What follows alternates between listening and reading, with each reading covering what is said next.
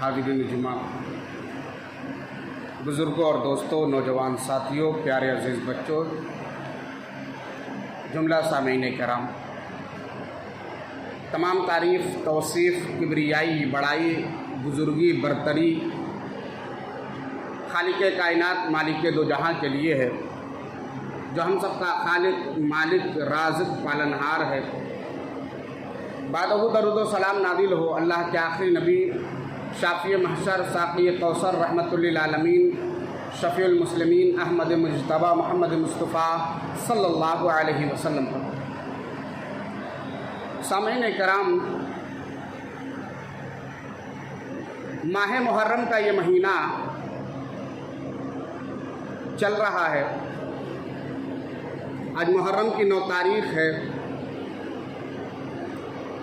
اور پوری دنیا کے اندر جو لوگ مومن ہیں، ایمان والے ہیں، محرم کی 9 تاریخ اور 10 تاریخ کو خالص اللہ کے لیے روزہ رکھتے ہیں۔ اس لیے کہ ان کو نبی صلی اللہ علیہ وسلم کے فرامین سے محبت ہے، نبی کی ذات سے محبت ہے۔ لیکن ایک دوسرا طبقہ، یوں کہہ لیجئے شیعہ حضرات یا شیعہ سے جو لوگ مائل ہیں، اپنے آپ کو مسلمان کہنے والے، تعزیہ داری، نوحہ خوانی، تبرہ بازی، ان چیزوں میں مصروف رہتے ہیں۔ اس مہینے کے اندر عبادت کے نام پر وہ کام کیے جاتے ہیں جس کے بارے میں ایک مومن، ایک مسلمان سوچتے ہی ڈر جاتا ہے۔ سب سے بڑی چیز اس مہینے کے اندر صحابہ کرام رضوان اللہ اجمعین کو گالیاں دی جاتی ہیں، انہیں برا بھلا کہا جاتا ہے۔ آج میں آپ کے سامنے اسی مناسبت سے ایک شخصیت کا ذکر کرنا چاہتا ہوں۔ ماہ محرم کے اندر جن کو سب سے زیادہ شب و شتم یعنی گالی کا نشانہ بنایا جاتا ہے، وہ کون ہیں؟ وہ ہیں یزید بن معاویہ رضی اللہ تعالیٰ عنہ۔ آپ جب کربلا کی کہانیاں ان پیٹ پالتو ملاؤں سے سنیں گے تو وہ بار بار یہی کہیں گے کہ یزیدی نے یہ کیا، یزیدی لشکر نے یہ کیا، یزیدی لشکر ایسے تھے، یزیدی لشکر ویسے تھے، انہوں نے یہ کر دیا، وہ کر دیا، لیکن تاریخی حوالہ کچھ بھی نہیں، بغیر سر پیر کے ساری باتیں ہوتی ہیں۔ حالانکہ یزید یہ صحابی نہیں ہیں، لیکن ایک صحابی کے بیٹے ہیں، یہ تابعی ہیں، اور صحابی اور تابعی کے درمیان فرق آپ کو معلوم ہے؟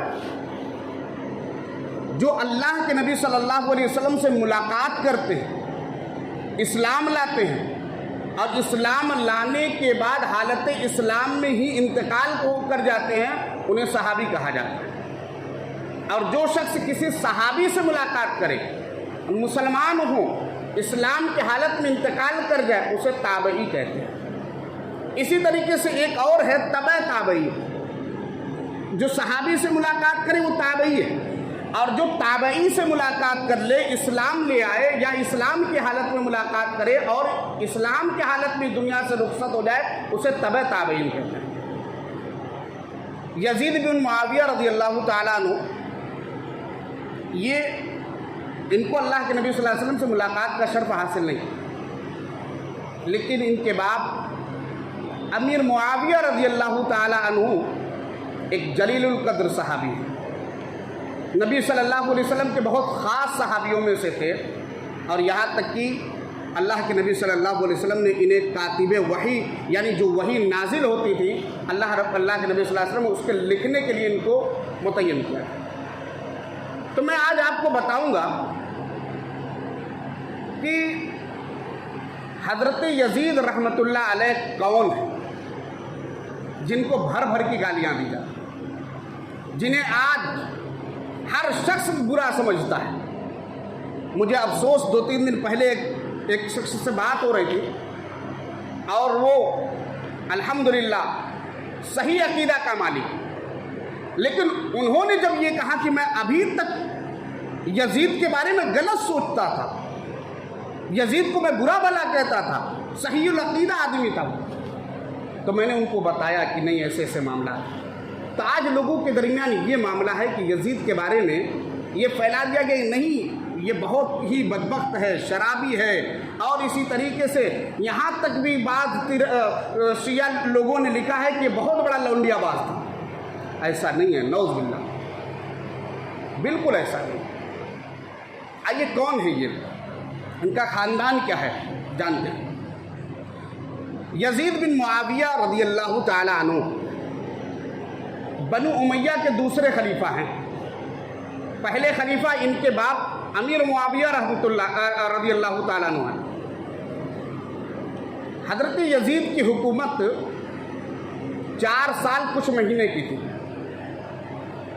اور ان کا پورا نام کیا ہے؟ ان کا نام یزید بن معاویہ بن ابی سفیان بن صخر بن حرب بن امیہ بن عبد شمس بن عبد مناف، یہ عبد مناف کے خاندان سے، یعنی قریش کے خاندان سے۔ اور اسی طریقے سے حضرت یزید کو جو حکومت ملی، آج اس پر بھی سوالیہ نشان کھڑا کیا جاتا ہے، اور اگر دیکھا جائے تو تاریخ میں یہ پہلا واقعہ ہے کہ جب کسی باپ کے بعد اس کا بیٹا ہی اس کا جانشین بنا، یعنی باپ بھی حکومت حاکم تھا، اس کے بعد میں جو ہے ان کا لڑکا بھی وہی حاکم۔ یہ تاریخ میں پہلی بار ہوا، اس سے پہلے کبھی نہیں ہوا تھا کہ کسی صحابی کا کوئی بیٹا جو ہو ان کے بعد وہ جانشین بن جائے، وہ ولی عہد بن جائے، ایسا نہیں ہوتا۔ لیکن یہ ہوا کیوں؟ یہ ہوا اس وجہ سے کہ حضرت امیر معاویہ رضی اللہ تعالیٰ عنہ اور حضرت علی رضی اللہ تعالیٰ عنہ کے درمیان ایک لمبا اختلاف تھا، کئی سالوں تک اختلاف چلتا رہا، یہاں تک کہ جنگیں بھی ہوئی۔ تو سن 50 ہجری میں ایک جلیل القدر صحابی رسول مغیرہ بن شعبہ رضی اللہ تعالیٰ عنہ آتے ہیں، اور حضرت امیر معاویہ رضی اللہ تعالیٰ عنہ سے کہتے ہیں کہ میں چاہتا ہوں، میرا ایک مشورہ ہے کہ تم اپنی زندگی میں ہی اپنے جانشین کو مقرر کر دو، یعنی تمہارے پاس خلیفۃ المسلمین کون ہوگا، تمہارے بعد امیر المومنین کون ہوگا، اس کو تم ابھی تک فائنل کر دو۔ کیوں؟ اس لیے کہ میں چاہتا ہوں کہ تمہاری زندگی کے اندر ہی یہ لڑائی جھگڑا کا راستہ بند ہو جائے، کہیں ایسا نہ ہو آپ نہ مقرر کریں، آپ کے انتقال کے بعد جیسے حضرت علی سے آپ کا جھگڑا چلا، پھر اس کے بعد ایک لمبا دور چلے، لڑائی جھگڑا شروع ہو جائے۔ تو کہا کہ میرے نظر میں تو کوئی ایسا شخص ہے نہیں جسے میں بادشاہ بنا دوں، جس کے ہاتھ میں عمارت دے دوں، حکومت دے دوں۔ مغیرہ بن شعبہ رضی اللہ تعالیٰ عنہ کہتے ہیں آپ اپنے بیٹے یزید کو یہ دے دیجیے۔ اب سوچئے نام کس کا آیا؟ ان کے بیٹے حضرت یزید۔ اگر ہم اور آپ ہوتے ان کی جگہ پہ کیا کرتے؟ جیسے ہی نام سامنے آتا ہاں ٹھیک میرے بات تو یہی بننا چاہیے، لیکن حضرت امیر معاویہ رضی اللہ تعالیٰ نے بالکل اس کو الٹا گئے۔ ابھی اطمینان نہیں ہوا، فیصلہ کچھ نہیں لیا، ایسا نہیں کہ ہاں چلو مہر لگا دو بھائی، ٹھیک ٹھیک ہے میرے بعد میرا بیٹا میرا جانشین ہو گیا، اس کے ہاتھ میں حکومت ہوگی. نہیں، انہوں نے کہا کہ ایسا ہے کہ ایک اجلاس بلائی جائے، ایک میٹنگ رکھی جائے اعلیٰ پیمانے پر، بڑے بڑے لوگ، بڑے بڑے جلیل القدر صحابہ اس میں شریک ہوئے، سب کے سامنے بات رکھی گئی، میں اپنے بعد یزید بن معاویہ کو ولی عہد بنا رہا ہوں، جانشین بنا رہا ہوں، آپ لوگوں کو منظور ہے؟ لوگوں نے کہا ہاں منظور. لیکن کچھ دنوں کے بعد پتہ یہ لگا کہ مدینہ کے اندر کچھ لوگوں کو اختلاف ہو. امیر معاویہ رضی اللہ تعالیٰ عنہ کو پتہ لگا کہ یزید کی خلافت پر لوگوں کو کچھ اختلاف مدینہ میں ہے. مروان بن حکم کو فوراً خط لکھا، کہا کہ ایک اجلاس بلاؤ، بڑے بڑے لوگوں کو جمع کرو. جمع کیا گیا، پھر وہاں میٹنگ ہوئی کہ یزید بن معاویہ رضی اللہ تعالیٰ عنہ کی خلافت پر آپ لوگ بیعت کرتے ہیں کہ نہیں؟ اتنے بڑے مجمع میں صرف 2 لوگوں نے راہ فرار اختیار یا بیعت نہیں کی. 2 لوگوں نے بیعت کی، باقی تمام لوگوں نے بیعت کی. اس سے کیا پتہ لگتا ہے؟ اگر وہ برے ہوتے، شرابی ہوتے، اگر جوانی کے نشے میں چور ہوتے، یا اسی طریقے سے جوا کھیلنے والے ہوتے، لڑکیوں کے ساتھ دنوں رات گزارنے والے ہوتے، لوگ بیعت نہ کرتے. لوگ بیعت نہ کرتے. اتنی بڑی تعداد میں لوگوں کا بیعت کرنا اس بات کی دلیل ہے کہ جو ان کے اوپر الزام لگایا گیا تھا وہ جھوٹا ہے. یہ بات ان کی ذاتی تعلق سے، جو ان کے اوپر یہ کہا جاتا ہے کہ وہ شراب پیتے تھے، جوا کھیلتے تھے، فلاں کام، یہ الزام ایک طریقے سے سمجھیے خارج ہے. لیکن یزید بن معاویہ رضی اللہ تعالیٰ عنہ کے اوپر جو الزام لگایا جاتا اور انہیں اسلام سے نکلا ہوا گویا کہ مانا جاتا ہے، اس کی کیا حقیقت؟ دیکھیے، یزید بن معاویہ رضی اللہ تعالیٰ عنہ یہ ایک تابعی ہیں، یا تابعی چھوڑ دیجئے، ایک مسلمان ہے. ان کے عزت کی دفاع ہر مسلمان کی ذمہ داری ہے. ہر مسلمان شخص کو چاہیے کہ ان کی عزت کی دفاع کرے، کیونکہ اللہ کے نبی صلی اللہ علیہ وسلم نے ایک حدیث کے اندر فرمایا، ابو دردہ رضی اللہ تعالیٰ عنہ حدیث کے راوی، ترمذی شریف کی حدیث ہے 1931 نمبر کی، من رد عن ارض اخیہ رد اللہ عن وجہہ النار یوم القیامہ، کہ جو شخص اپنے بھائی کی عزت کی دفاع کرے، جو شخص اپنے بھائی کی عزت کی دفاع کرے، یعنی مسلمان کوئی بھی ہو، اگر اس کے اوپر کوئی لالچھن لگا دیا جائے، کوئی الزام لگا دیا جائے، اس کے اوپر کوئی کسی قسم کا کوئی معاملہ ہو، اس کی عزت کی دفاع کرے، اللہ قیامت کے دن اس آدمی کے جس نے عزت کی دفاع کی تو اس کے چہرے سے جہنم کی آگ کو دور کرے گا. اس حدیث کو سامنے رکھتے ہوئے تھوڑی سی بات کر لی جائے. امیر معاویہ رضی اللہ تعالیٰ عنہ کے بیٹے یزید رحمۃ اللہ علیہ کون ہیں؟ ایک حدیث سے ان کی فضیلت سنتے ہیں. ام حرام اس حدیث کے راوی، اور حدیث بخاری کی ہے 2924 نمبر. اللہ کے نبی صلی اللہ علیہ وسلم فرمایا، اول جیش من امت یغزون مدینہ، کہ میرے امت کا پہلا لشکر، میری امت کا پہلا لشکر جو ہے قیصر کے روم دارالحکومت قسطنطنیہ پر حملہ کرے گا. غور سے سنیے، اللہ کے نبی نے کہا میری امت کا پہلا لشکر، یعنی اس سے پہلے کوئی حملہ نہیں کیا تھا. اللہ کے نبی کے دور میں بھی کسی نے حملہ نہیں کیا. حضرت عمر فاروق، حضرت ابوبکر صدیق، حضرت علی، حضرت عثمان غنی، حضرت امیر معاویہ، تمام کے دور حکومت میں کسی نے حملہ نہیں کیا. جو میری امت کا سب سے پہلا لشکر قسطنطنیہ یعنی قیصر، جو اس زمانے کا پاورفل تھا، روم دارالحکومت، ان کے قسطنطنیہ پر جو حملہ کرے گا، مغفور لہو، اس میں جتنے لوگ شامل ہوں گے تمام کے تمام لوگوں کو معاف کر دیا جائے گا. تمام کے لوگ بخشائے ہوں گے، ان کی بخشش ہو جائے گی. اور آپ کو معلوم ہے یہ جو لشکر گیا تھا، اس کا سپہ سالار کمانڈر کون تھا؟ حضرت یزید بن معاویہ. یہ سپہ سالار نبی کی حدیث بیان کر رہا ہوں، کوئی میں اپنی بات نہیں منوا رہا ہوں. آج جو الزام ہے کہ یہ وہابی، یہ اہل حدیث لوگ حضرت یزید کو زبردستی جنت میں پہنچا رہے ہیں، میں نہیں پہنچا رہا ہوں. یہ میرے نبی کی بات ہے. اب میرے نبی کے بارے میں کہا گیا وما ینطق عن الہوی ان ہوا الا وحی یوحی کہ نبی اپنی مرضی سے کوئی بات نہیں کرتے. رب کی طرف سے جو فرمان آیا وہ اللہ کے نبی صلی اللہ علیہ وسلم بیان کرتے ہیں. میرے نبی کہہ رہے ہیں کہ جو قسطنطنیہ پر لشکر سب سے پہلے حملہ آور ہوں گے تمام لوگ اس میں بخشے بخشائے ہوں گے. بات یہاں سے نہیں بنی. آئیے کتاب اٹھاتے ہیں منہاج السنہ. علامہ ابن تیمیہ رحمۃ اللہ علیہ کی ایک کتاب ہے جلد نمبر 2 صفحہ نمبر 252. شیخ الاسلام علامہ ابن تیمیہ رحمۃ اللہ علیہ لکھتے ہیں قسطنطنیہ پہ پہلی بار چڑھائی کرنے والا لشکر جو ہے اس کے سپہ سالار یزید ہیں. اور جو اللہ کے نبی صلی اللہ علیہ وسلم نے اس لشکر کی فضیلت بتائی وہ تمام لوگوں کو حاصل ہے. یزید بن معاویہ لشکر کے سپہ سالار کمانڈر ہیں, کیپٹن بنے ہوئے ہیں. یہ جو کہہ رہے ہیں اس حساب سے پیچھے کے لشکر والے کام کر رہے ہیں.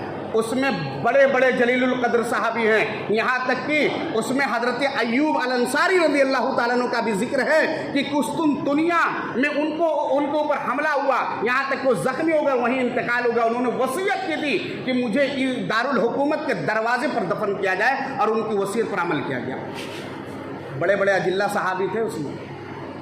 اب ہم اور آپ کہہ رہے ہیں کہ وہ ایسے ہیں وہ ویسے ہیں, وہ تو نواس رسول کا قتل کرنے والے ہیں, نواس رسول کو مارنے والے ہیں, نواس رسول کے جب گردن کاٹ کر ان کے سامنے لا گئی تو اس پر کوڑے مارنے والے. اللہ کے واسطے میرے بھائیوں جھوٹ بولنا بند کر دو.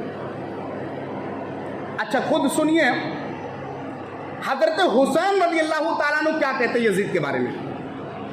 ہم اور آپ سوچ رہے ہیں کہ یہ تو بات دوسرے کی ہو گئی, جن کے اوپر یہ تمام مظالم کیے گئے ان کا کیا کہنا. تاریخ الامم ایک کتاب ہے علامہ ابن طبرانی رحمۃ اللہ علیہ کی, اور صفحہ نمبر 299 جلد نمبر 3 میں لکھتے ہیں کہ حضرت حسین رضی اللہ تعالیٰ عنہ وہ تھے جو یزید کو کہتے تھے کہ یہ وقت کے امیر المومنین ہیں. سوچئے اختلاف کی بات ہوتی ہے, دونوں کے درمیان بنی نہیں کبھی. یہ شیعہ حضرات, یہ پیٹ پالتو ملا, یہ جو اپنی پیٹ چلانے کے لیے 10 دن تک اسٹیج کی زینت بنتے ہیں, وہ کہتے ہیں کہ ان دونوں کے درمیان ہمیشہ سے جھگڑا تھا. یہ کیا کہہ رہے ہیں حضرت حسین رضی اللہ تعالیٰ عنہ کہہ رہے ہیں کہ یہ وقت کے امیر المومنین ہیں. یہاں بات نہیں بنی. عبداللہ بن عباس رضی اللہ تعالیٰ عنہ کون ہے؟ مفسر قرآن ہے. یہ کیا کہہ رہے ہیں تاریخ دمشق میں, یہ کہہ رہے ہیں کہ یزید بن معاویہ ایک نیک صالح انسان ہے.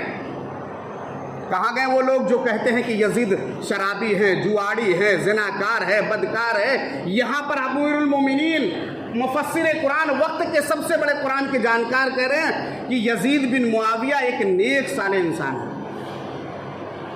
اچھا اس کے بعد اور آگے آئیے, ایک کتاب اور اٹھائیے البدایہ والنہایہ جلد نمبر 8 صفحہ نمبر 233. محمد بن حنیفہ ایک تبع تابعین ہیں. یہ کیا بیان کرتے ہیں؟ بیان کرتے ہیں کہ میں نے یزید بن معاویہ کو عبادت گزار پایا, ہمیشہ خیر کا تلاش کرنے والا پایا, اور اسی طریقے سے علم دین کا شیدائی پایا اور سنت کا پاسدار پایا. یہ کن کے بارے میں؟ یزید کے بارے میں. اچھا ذرا اور آگے بڑھیے. حضرت حسین رضی اللہ تعالیٰ عنہ کے بارے میں یہ کہا گیا کہ ان کو قتل کس نے کیا؟ یزید نے. اب ذرا آئیے تاریخ تبری اٹھائیے, اب بات وہاں سے ذرا پڑھنے کی کوشش کیجیے یا سننے کی کوشش کیجیے. جب کربلا کے میدان میں حضرت حسین کو گھیر لیا سبائیوں نے, ان شیعہ لوگوں نے گھیر لیا, کوفہ والوں نے گھیر لیا, اب انہیں یہ لگا کہ نہیں اب یہاں پر لڑائی ہوگا, اب یہاں پر میں قتل کیے جاؤں گا. انہوں نے 3 بات کی, اب ان باتوں پر غور کرنا. سب سے پہلی بات انہوں نے یہ رکھی کہ ایسا کرو کہ مجھے یزید کے پاس جانے دو. اگر اختلاف ہے ان دونوں کے درمیان میں تو حضرت حسین کیوں کہہ رہے ہیں مجھے یزید کے پاس جانے دو؟ نمبر 2, یا تو مجھے مدینہ واپس جانے دو. نمبر 3, یا تو مجھے کسی اسلامی سرحد پر جانے دو, میں وہاں سے پھر لڑائی کروں. ان تینوں باتوں میں پہلی بات کو پکڑیے. اگر اختلاف ہے یزید بن معاویہ کے اوپر جو الزام ہے تو حضرت حسین نے یہ کیوں کہا کہ مجھے یزید کے پاس جانے دو؟ یہاں سے بات نہیں بنی. چلیے اب حضرت حسین کا انتقال ہو گیا، شہادت ہو گئی.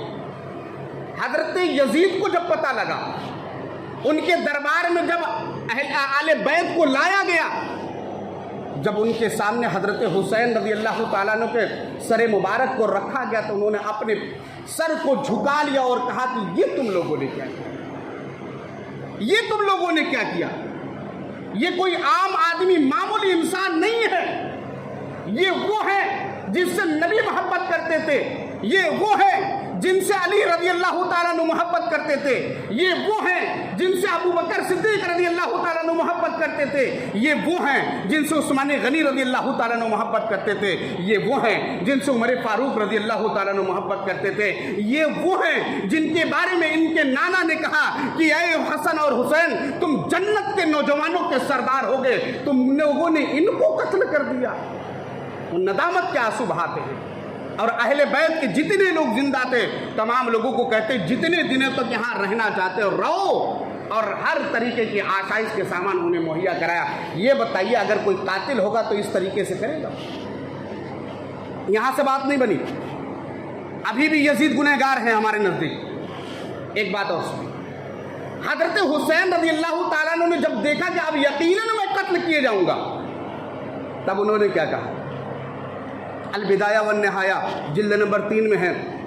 حضرت حسین رضی اللہ تعالیٰ عنہ نے کہا کہ ان لوگوں نے مجھے بلایا تھا کہ میری مدد کریں گے. بلانے والے کون ہیں؟ بلانے والے اہل کوفہ ہیں، اس میں یزید نہیں، اہل کوفہ کے لوگ ہیں. ان لوگوں نے بلایا تھا کہ میں آپ کی مدد کروں گا، آپ کے ہاتھ پر ہم بیعت کریں گے، لیکن آج یہ لوگ میرے خون کے پیاسے ہیں، یہ لوگ مجھے قتل کرنے والے ہیں.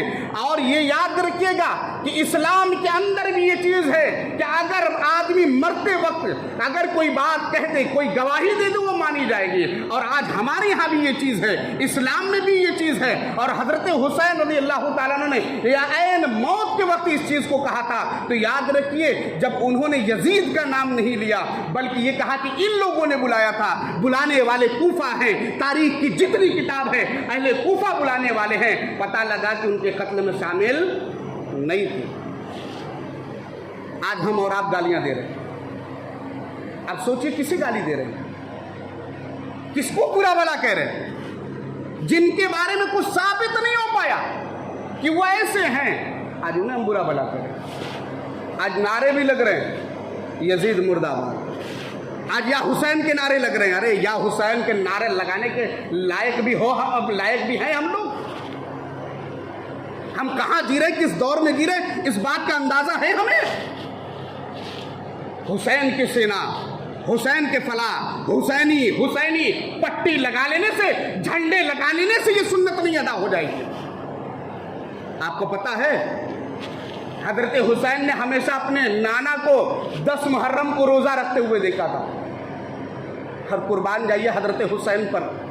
جس دن وہ شہید کیے گئے کربلا کے میدان میں 10 تاریخ کو، اس دن بھی وہ روزے سے تھے. ہم کیا کریں؟ ہم ناچ رہے ہیں، گا رہے ہیں، ڈھول تاشے پہ ہم ناچتے ہیں، جھومنے والے ہیں. یاد رکھیے ایک جملہ میں آپ کو کہہ کے جا رہا ہوں، ایک جملہ آپ سن لیجئے کہ کربلا کے میدان میں حضرت حسین رضی اللہ تعالیٰ عنہ اور ان کے جتنے ساتھی تھے وہ جو گھوڑے دوڑائے تھے، اور اس گھوڑے کے ٹاپ سے، اس گھوڑے کے دوڑنے کی وجہ سے ان کے پیر سے جو دھول اٹھ رہے تھے اور اس دھول سے بھی جو کچڑے الگ ہو رہے تھے، اس کے برابر بھی آج ہمارا ایمان نہیں ہے. اس کے برابر بھی ایمان نہیں ہمارا. حضرت حسین کی بات تو دور رکھیے آپ، جو گھوڑے کے ٹاپو سے اڑنے والے دھول تھے اس کے برابر ہمارا ایمان نہیں ہے. آج ہم دعویٰ کر رہے ہیں کہ ہم حسینی ہیں. حسینی وہ نہیں جو نمازوں کو چھوڑ دے، حسینی وہ نہیں جو روزوں کو چھوڑ دے، حسینی وہ نہیں جو ان کے نانا کے فرامین پر عمل نہ کرے، حسینی وہ نہیں جو حرام کردہ چیزوں کو اپنا لے. میرے بھائیوں، حسینی محمدی وہ ہے جو نبی صلی اللہ علیہ وسلم کے نقش قدم پر چلے. آج جو ڈی جے ہیں جو بڑے بڑے ڈیجے لگائے ہوئے ہیں، یہ حسینی جو اپنے آپ کو کہہ رہے ہیں مردود، اور یہ خبیث النفس کا آدمی جو کہہ رہے ہیں، میرے بھائیو ذرا غور سے سنو، نبی نے بانسری کی آواز سے اپنے کان میں انگلی ڈال لی تھی، آج یہ خبیث النفس شیطانیت والے لوگ یہ کہہ رہے ہیں کہ یہ ڈیجے سے حسینی زندہ ہیں۔ میرے بھائیو ذرا غور کیجئے، اس میں گنہگار وہ لوگ نہیں ہیں، صرف پورے نئی بازار کے لوگ گنہگار ہیں۔ کیوں؟ یہ ڈھول تاشے ہو رہے، کون انگلی اٹھانے والا ہے کسی کے اندر طاقت؟ آج میں آپ کے سامنے بیان کر رہا ہوں، ان کے اندر یہودیت ہے، شیعت ہے، خبیث النفس ہے، شیطانی راستے پر چلنے والے ہیں، شیطان کے چیلے ہیں یہ لوگ، جو لوگ آج ایسا کر رہے ہیں۔ میرے بھائیو، آپ لوگوں نے کسی نے روکا نہیں روکا، یہاں تک کہ جب ڈھول بجنے لگے کھڑے ہو کر دیکھتے ہیں، ہسکری مارتے ہیں، دانت نکالتے ہیں، دانت چیارتے ہیں۔ میرے بھائیو، آپ کو تکلیف نہیں ہوتی ہے؟ میرے بھائیو، ایک کامل ایمان والا جو ہوتا ہے، 10 محرم کی تاریخ جب یاد آتی ہے، 10 محرم کو کربلا کا میدان اسے جب یاد آتا ہے، وہ اپنے آپ میں روتا ہے۔ لیکن اسلام نے 3 دن سے زیادہ سوگ کی اجازت نہیں دی ہے، نہیں تو ہم لوگوں سے زیادہ سوگ منانے والا کون ہوتا؟ میرے بھائیو، آج ہر شخص یہ کہہ رہا ہے نہیں، 10 محرم غم کا دن ہے، محرم کی پوری تاریخ غم کا دن ہے۔ تو میرے بھائیو، اگر یہ معاملہ ہوتا تو تاریخ اسلام میں کوئی بھی ایسا دن نہیں جس دن کسی جلیل القدر عظیم المرتبہ صحابی کا کچھ کی شہادت نہیں ہوئی ہے۔ حضرت حسین سے بڑے بڑے اجلہ صحابی کی شہادت ہوئی ہے۔ یہی نہیں بلکہ اگر ایسا معاملہ ہوتا، 12 ربیع الاول کی تاریخ جس دن اللہ کے نبی صلی اللہ علیہ وسلم اس دنیا سے رخصت ہوئے، اگر غم منانے کا ہوتا، اس دن ہمیں ہنسنے کی بھی اجازت نہیں ہوتی۔ اللہ کو اس دن ہم لوگوں کو ہنسنے کی بھی اجازت نہیں ہوتی۔ حضرت حسین رضی اللہ تعالیٰ عنہ کا یہ شہادت کا دن کوئی غم منانے کا دن نہیں ہے، کیونکہ میرے نبی کو زندگی ہی میں معلوم ہو گیا تھا کہ کربلا کے میدان میں میرے نواز حضرت حسین کو شہید کیا جائے گا، لیکن نبی نے کچھ اجازت نہیں۔ ہم حسینی بن رہے ہیں، اذانیں ہو رہی ہیں اور ہمارے ڈھول بج رہے ہیں، اذانیں ہو رہی ہیں ہمارے ڈی جے بج رہے ہیں، اذانیں ہو رہی ہیں، یہ لوگ یہ سمجھے درگا پوجا کی طرح لے کر نکلے ہوئے ہیں، نومی کی طرح، رام نومی کی طرح لے کر جلوس سے نکلے ہوئے ہیں۔ بالکل اسی کی مشابہت ہے۔ وہ لوگ ڈی جے لے کر نکلتے تھے، چند سالوں سے ہم لوگ بھی ڈی جے لے کر نکل رہے ہیں۔ کیا فرق رہے گا؟ کیا فرق رہے گا؟ اپنے ایمان کی تجدید کریے، ایمان کو صحیح سالم رکھیے، اللہ سے توبہ و استغفار کر لیجئے۔ میرے بھائیوں، کہیں ایسا نہ ہو کہ آپ کو بھی اس جرم میں مسلط کر دیا جائے اور دنیا کے اندر اللہ تعالیٰ آپ کو سزا دے دے۔ آخر دعا، اللہ ہم سب کو کہنے اور سننے سے زیادہ عمل کی توفیق عطا فرما۔ الہ العالمین ہم تمام لوگوں کو سنت کا متلاشی بنا دے، سنت پر چلنے والا بنا دے۔ الہ العالمین ہم تمام لوگوں کو حسین رضی اللہ تعالیٰ عنہ اور ان کے نانا کے رستے پر چلنے کی توفیق دے۔ الہ العالمین آج امت مسلمہ اپنے گناہوں کی سزا کی وجہ سے معاشی اعتبار سے پریشان ہے۔ الہ العالمین ہم تجھ سے دعا کرتے ہیں کہ اس گناہ سے توبہ کی توفیق دے، اور اسی طریقے سے ہم تمام لوگوں کو گناہوں کو معاف فرما دے، ہم لوگوں کے کاروباری حالت کو درست فرما دے۔ الہ العالمین آج ہم سے تو ناراض ہے، بارش کے قطرات نازل نہیں ہو رہے ہیں۔ الہ العالمین ہر انسان پریشان حال ہے۔ الہ العالمین ہم تجھ سے دعا کرتے ہیں، الہ العالمین ہم نادم و شرمندہ ہے، ہم لوگوں کو اوپر رحمت کی بارش نازل فرما۔ الہ العالمین ہم تمام لوگوں پر رحمت کی بارش نازل فرما۔ الہ العالمین ہم لوگ کمزور ہیں، ہم لوگ خطا کار ہیں، تیرے اس عذاب اور عقاب کا دنیا کے اندر ہم لوگ سامنا نہیں کر پا رہے ہیں۔ الہ العالمین ہم لوگ گرمی سے پریشان ہیں، الہ العالمین ہم لوگ گرمی سے بری طریقے سے پریشان ہو چکے ہیں۔ الہ العالمین ہم لوگوں پر رحم کا معاملہ فرما، ہم لوگوں پر بارش کے قطرات نازل فرما۔ الہ العالمین ہم لوگوں پر ایسی بارش نازل فرما جو ہم لوگوں کے لیے نفع بخش ہو۔ اللہم صیبا نافعا، اللہم صیبا نافعا، اللہم صیبا نافعا۔ اے اللہ، جو بیمار ان شفائے کامل عاجل عطا فرما، جو مقروض ان کے قرض کی ادائیگی کو ہلکا کر دے۔ الہ العالمین ہم میں سے جن کے بھی والدین اس دنیا سے رخصت ہو گئے ہوں، ان کے ہر چھوٹے بڑے گناہوں کو معاف فرما دے۔ الہ العالمین ان کے حق میں دعا کرنے کی توفیق عطا فرما۔ الہ العالمین ہم میں سے جن کے بھی والدین زندہ ہو، ان کے حق میں دعا کرنے کی، ان کی خدمت کرنے کی توفیق عطا فرما۔ ہم لوگوں کو جب تک زندہ رکھ، ایمان والا بنا کر زندہ رکھ، اور ہمارا خاتمہ ہو تو کلمہ لا الہ الا اللہ پر ہو۔ آمین۔ وآخر دعوانا الحمدللہ۔